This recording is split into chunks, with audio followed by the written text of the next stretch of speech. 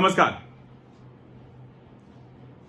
हम सभी भारतीयों के मन में अभी का सबसे बड़ा प्रश्न यही है, और खास करके जब प्रधानमंत्री नरेंद्र मोदी ने ऑल पार्टी मीटिंग के बाद एक 8 मिनट से ज़्यादा का एक जो उनकी बातचीत है, जो उन्होंने कहा वो आया, और उसके बाद जिस तरह से उसको विपक्षी नेता राहुल गांधी ने और ढेर सारे पत्रकारों ने भी उसको ट्विस्ट कर दिया, इस कदर की प्रधानमंत्री कार्यालय को सफाई देनी पड़ी।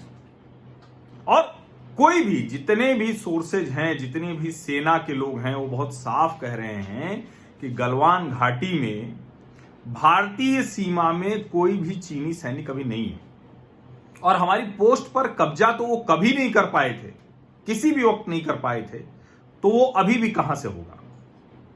लेकिन ये प्रश्न खड़ा हो गया है, तो इसका उत्तर जानना जरूरी है। ये समझना जरूरी है कि भारत की सरकार, राजनीतिक नेतृत्व अपनी सेनाओं को, हमारी भारतीय सेना को खुली छूट दे रहा है या नहीं दे रहा है। हम चीन के सामने मजबूती से खड़े हैं कि नहीं खड़े हैं। जिन इंफ्रास्ट्रक्चर प्रोजेक्ट्स पर, चाहे वो सड़क हो, चाहे वो पुल हो, जिसको हम अंग्रेजी में स्ट्रेटेजिक पॉइंट्स कह रहे हैं, स्ट्रेटेजिक रोड्स हैं, स्ट्रेटेजिक ब्रिजेज हैं, उनका काम तेजी से चल रहा है या नहीं चल रहा है। और इस सब का उत्तर जानने के लिए हमें उस जगह चलना पड़ेगा जहां वो खूनी संघर्ष हुआ, जिसमें भारतीय सेना के 20 जवान वीर गति को प्राप्त हुए, जिसमें भारतीय सेना के वीर जवानों ने वीर गति प्राप्त की, लेकिन उन्होंने चीनी सेनाओं को कड़ा सबक सिखाया। 40 से ज्यादा चीनियों को कम से कम मारा है उन्होंने, और बुरी तरह से मारा है। जो खबरें आ रही हैं वो आधुनिक सैन्य इतिहास में जब वो दर्ज की जाएगी तो वो शैली दर्ज की जाएगी जिस तरह से उन्होंने चीनियों को मार गिराया है। और प्रधानमंत्री ने जो 8 मिनट की उनकी बातचीत वो बहुत स्पष्ट थी, इतना क्लियर कट बोला हुआ है, लेकिन उसके बावजूद शायद जो कहें कि जिस तरह का प्रोवोकेटिव स्टेटमेंट लोग दे रहे हैं, और बावजूद इसके कि ये सच है कि भारत की बहुत बड़ी जमीन पाकिस्तान के कब्जे में है, बहुत बड़ी जमीन चीन के कब्जे में है, और हमें उन सब को वापस लेना है। हम युद्ध नहीं चाहते हैं, उसका एक तरीका निकालना पड़ेगा, और उसमें एक बड़ा तरीका चीन के साथ ये है कि हम आर्थिक तौर पर कैसे मजबूत होते जाएं। हमारी आर्थिक मजबूती का जो बड़ा हिस्सा है, जो चीन की तरफ चला जाता है, उनको मजबूत कर देता है, हमको छोटा हिस्सा देता है, उसको बदलना है, उसको खत्म करना है। और दुनिया के अलग अलग देशों को यह भरोसा दिलाना है कि सीमा से लेके देश के अंदर तक भारत सरकार पूरी मजबूती से, चाहे वो उद्योग चलाना हो, चाहे सीमा की सुरक्षा करना हो, बहुत मजबूती से कर रही है। इसलिए आप भी अपनी कंपनी यहां लेकर आइए और दुनिया के लिए यहां बनाइए, कारोबार कीजिए। लेकिन ये सब भरोसा तभी हो पाएगा जब ये पता चले कि आखिर चीन के साथ जो भारत की सीमा है, जिसको लाइन ऑफ एक्चुअल कंट्रोल कहा जा रहा है, मैंने कल जो बातचीत की थी रात में उसमें कहा था कि ये 5 वर्ष इसीलिए जाना जाएगा इतिहास में कि चीन के साथ भारत ने अपनी सीमा तय कर दी, पक्की हो गई सीमा। ये मैंने कल कहा था, इसको याद रखिएगा। और अब जब मैं कह रहा हूं कि वहां चलना पड़ेगा, तो जहां खूनी संघर्ष हुआ था उस जगह से सिर्फ 3-4 किलोमीटर दूर होगी वो जगह, जहां शोक नदी और गलवान नदी दोनों जहां मिलती हैं, उसके नजदीक की जगह है। वहां ये पुल बन रहा था, बेली ब्रिज, जिसको भारतीय सेना बना रही थी। और इसी पुल को लेकर सबसे ज्यादा ऐतराज था। यानी अगर कहें कि कौन कौन से, तो ये पुल जिसको डारबुक से दौलत बेग ओल्डी रोड, ये दोनों महत्वपूर्ण थे। ये जो बेली ब्रिज है गलवान नदी पर, और ये जो दौलत बेग ओल्डी तक रोड, ये इसको कनेक्ट भी करता है। यही सबसे बड़ा कॉन्फ्लिक्ट का, विवाद का विषय था। और भारतीय सेना जब वहां खूनी संघर्ष हुआ, उसके पहले और उसके बाद भी 1 वर्ष पहले इस पुल का काम शुरू हुआ था, और 2 दिन पहले इस पुल का काम पूरा हो गया। अब इस पुल पर बाकायदा मोटरकेड जाएगा, भारतीय सेना के ट्रक, सैनिक, जीप, सब कुछ जाएगा। ये 4 पिलर का पुल है, 4 खंभों का, 60 मीटर का पुल है ये। और बाकायदा इसके जरिए भारतीय सेनाएं और जो पूरा उनका साजो सामान है, बंदोबस्त जिसको कहते हैं, ये सब पहुंच जाएगा एलएसी तक। इस जगह से 3 से 4 किलोमीटर दूर है जहां खूनी संघर्ष हुआ था, और इस जगह से 7 से 8 किलोमीटर कुल है जो एलएसी है। और अभी ये पुल निर्माण पूरा होने का एक मतलब और है स्पष्ट, कि चीनी सेनाएं इसके आसपास नहीं हैं।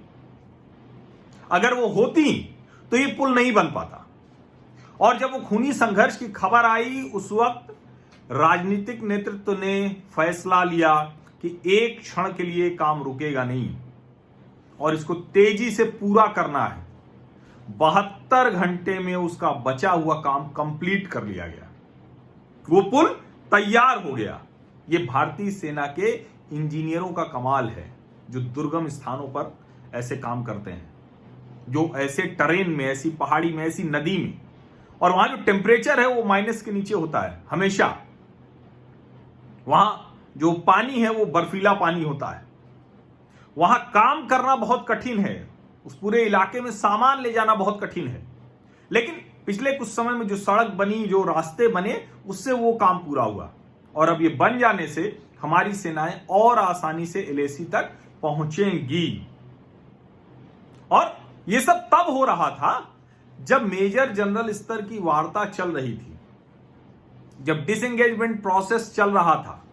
तो इसलिए आप अगर प्रधानमंत्री नरेंद्र मोदी की बात को नहीं समझ पाए हैं तो फिर से समझिए। उन्होंने कहा कि अब वहां भी हम जाते हैं जहां पहले नहीं जाते थे, टोंकते भी हैं। और ये झगड़े उसी का परिणाम है कि उन इलाकों में, उन क्षेत्रों में भारतीय सेना की पेट्रोलिंग बढ़ी है और इजी पेट्रोलिंग बढ़ी है। मैं बार बार उसका जिक्र करता हूं कि 2013 तक जो फिंगर 4 to 5 जिसको कहते हैं, तो फिंगर 4 से आगे जाने के लिए रस्सियां पकड़ पकड़ के जाना पड़ता था। अब उसके लिए बाकायदा सड़क बना दी है। तो ये समझना पड़ेगा। कई जगहों पर चीन और भारत का जो इंफ्रास्ट्रक्चर है वो पैरेलल जा रहा है।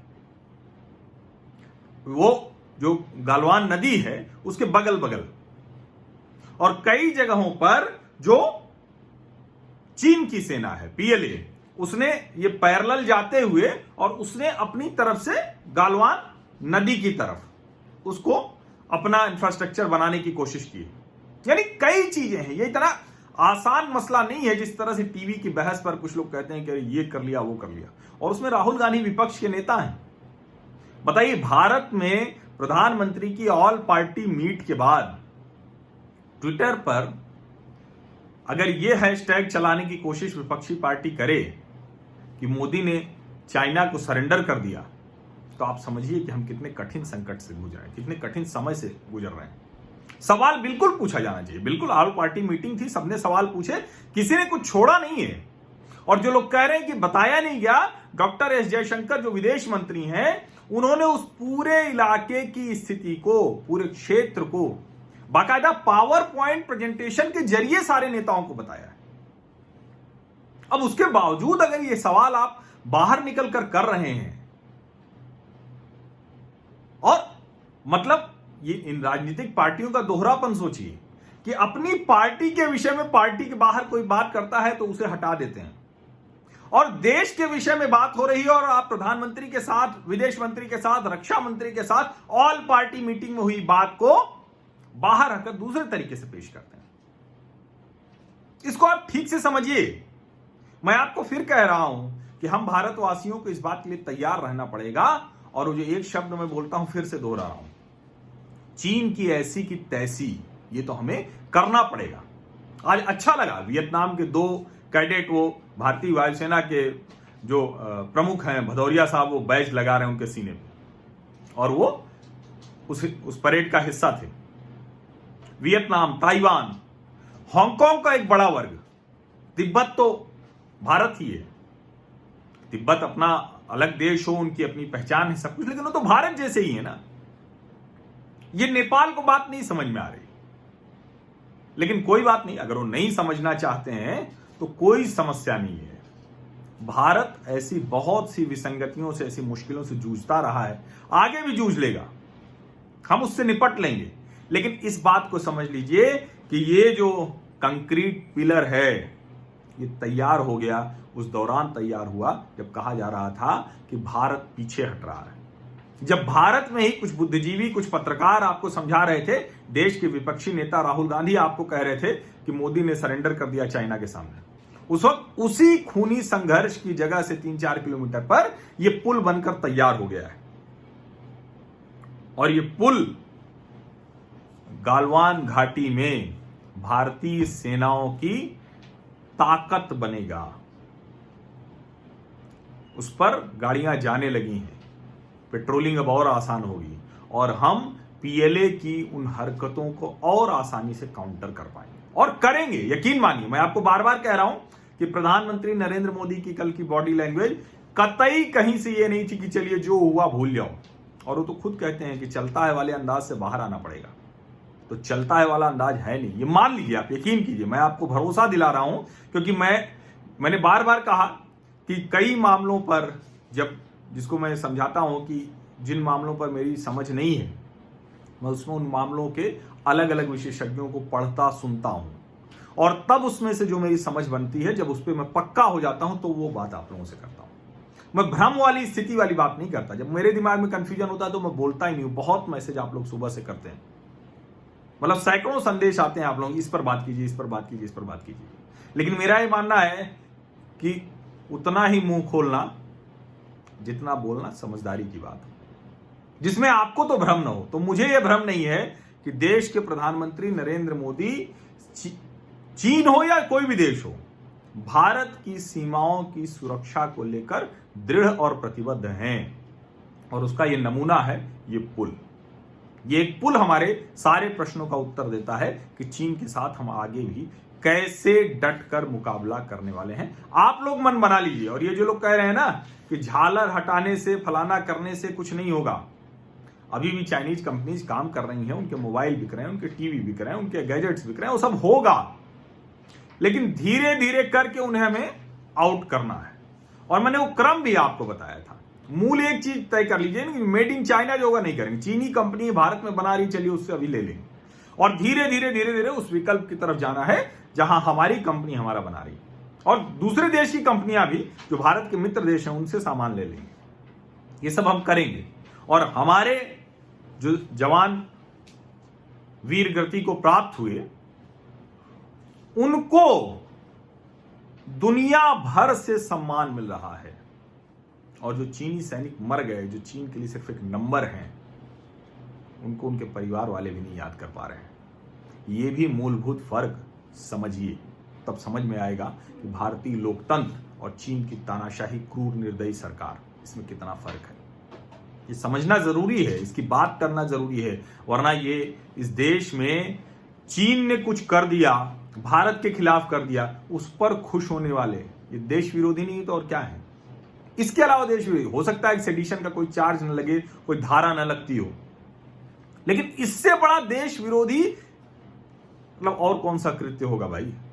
तो इसको समझिए। फिलहाल इस वाली झंझट से अभी नहीं पड़ेंगे, वो बाद में हम निपटेंगे। अभी क्या है, अपने आप को मजबूत करना है, तैयार करना है, चीन को घुटनों पर ले आना है, चीन को सबक सिखाना है।